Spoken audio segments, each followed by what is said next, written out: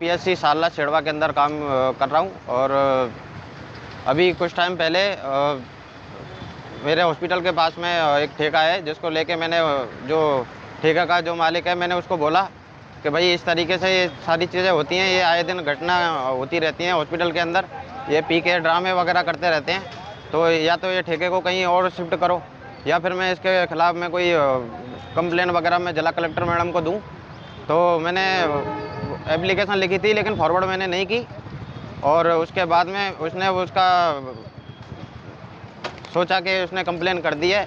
रात को 24 तारीख को विदाई समारोह का प्रोग्राम था, डॉक्टर का पीजी में सिलेक्शन हो गया इस वजह से। तो रात को अंधेरे होने की वजह से मैं चेहरा नहीं देख पाया था। वो जो धमकी दे के गया मेरे को, उसने बोला मैडम को कि मैडम आप कब जा रहे हो, कि परसों मैं यहाँ से निकल रही हूँ, कि ठीक है उसके बाद में हम निर्मल को ठिकाने लगा देंगे। तो उसके बाद में मैंने भी उस चीज़ को ध्यान में नहीं लिया, मुझे लगा कि मजाक कर रहा है कोई, ऐसा ही होगा।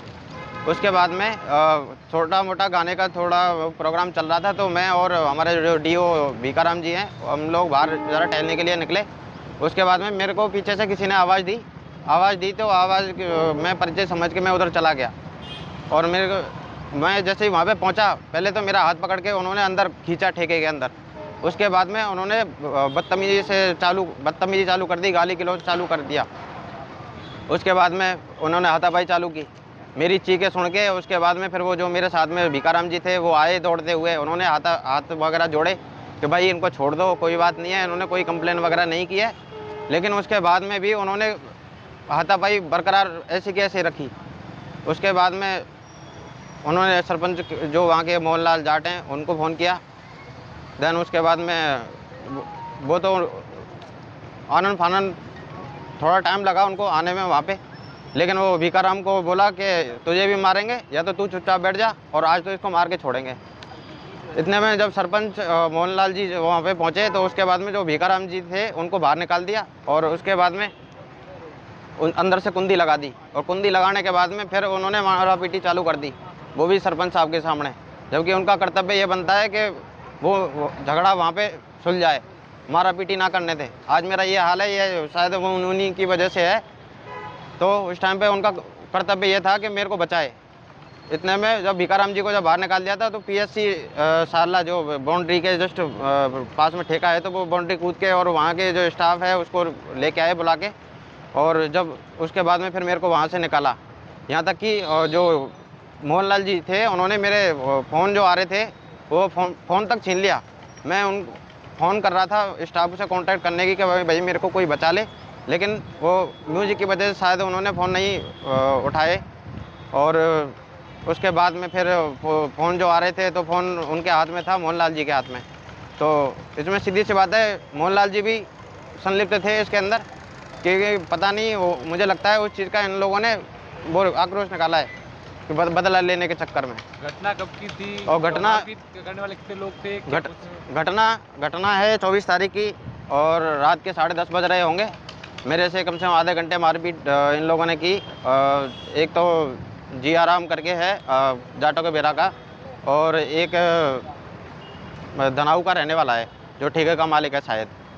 तो ये वारदात उन लोगों ने की है। और इसके लिए मामले को लेकर आपने थाने में रिपोर्ट दी है क्या? मैंने इसके लिए मैंने कंप्लेन वगैरह 100 नंबर पे डायल किया था मैंने रात को, लेकिन नंबर नहीं लग पाया। फिर उसके बाद में कैसे भी करके किसी से कांटेक्ट करके थाने के जो हमारे जो वो लगता है क्या बोलते हैं बाकासर, वहाँ थाने से वो टीम आई, 4-5 लोग थे पुलिसकर्मी। तो उन लोगों ने बयानबाजी वगैरह वो सारा सब कुछ लिया, और उसके बाद में वो लिखित में वो परिवेदना जो होती है वो दे के गए। उसके बाद में मैं अपने BCMO सर को मैंने कांटेक्ट किया, और फिर मैंने उनको सारी बात बताई। तो वो सुबह 10:30 बजे के आसपास मेरे पास पहुँचे, पूरे स्टाफ से पूछताछ की। पूछताछ करने के बाद में फिर वो मेरे को लेके गए बाकासर थाने में। वही परिवेदना और उसमें जो जिस तरीके की सच्चाई थी, वो सच्चाई उसके अंदर नहीं लिखी हुई। जिसमें व्यक्ति का नाम भीकाराम था, उसका नाम लिखा हुआ है योगेश, जो कि गलत है पहली बात। और उसमें लिखा है कि वो मोहनलाल जी ने बचाया, जबकि बचाया नहीं था, उनके सामने हो रही थी ये सारी वारदात। अब FIR दर्ज होगी है क्या? अब FIR में रात को मेरे को कॉल आया कि डॉक्टर साहब के साथ में आना है। बाकासर थाने से फ़ोन आया कि बाकासर के थाने से SHO साहब हैं उनका, डॉक्टर साहब जो अपने BCMO साहब हैं उनके साथ में आना है। जबकि मेरे को जब वहाँ पे जब लेके गए, वहाँ से आए तो MLC के लिए बोला था। MLC मेरे को वहाँ पे हॉस्पिटल के सामने उतार दिया उन्होंने और बोला कि मैं अभी थोड़ी देर में आ रहा हूँ, और खुद बाड़मेर आ गए, जबकि मेरी MLC नहीं हुई उस टाइम पे। मैं उनका 1-1.5 घंटे इंतज़ार करता रहा। मैंने फ़ोन किया, उन्होंने बोला कि मैं बाड़मेर आ चुका हूँ। तो मैंने सर को कॉल किया, हमारे जो ओम प्रकाश जी हैं उनको। उसके बाद में भी MLC नहीं हुई। उसके बाद में शाम को मेरे पास में कॉल आया कि जो अपने BCMO साहब हैं उनके साथ में आना। तो वो मुझे इस चीज़ का मुझे लग रहा है कि बात को दबाने की कोशिश की जा रही है। तो अब रात को मैं FIR कराने गया। FIR दर्ज जब बाद में हुई है, जब उसके बाद में मैंने कंप्लेन जो नंबर जो होता है उस पर जब मेरे मामला दर्ज हो गया ना, मामला दर्ज हुआ है। तो अब क्या चाहते हैं? मैं ये चाहता हूँ कि भाई वो उन आरोपियों के को पकड़ा जाए, उनके सख्त खिलाफ कार्रवाई हो, और इस चीज़ की घटना ये दोबारा से ना हो। क्योंकि वहाँ पे मैं ही नहीं, मैं अपने परिवार को छोड़ के मैं पूरे राजस्थान के जितने भी हैं मैं काम अपनी सेवाएं दे रहा हूँ, पहली बात। और वहाँ पे अगर कोई भी घटना घटित होती है तो उसमें सीधी सी बात है जिम्मेदार हम भी, किसी और के साथ में भी होगी, या तो इस ठेके को यहाँ से कहीं और दूसरी जगह शिफ्ट किया जाए, या फिर मेरे को डेपुटेशन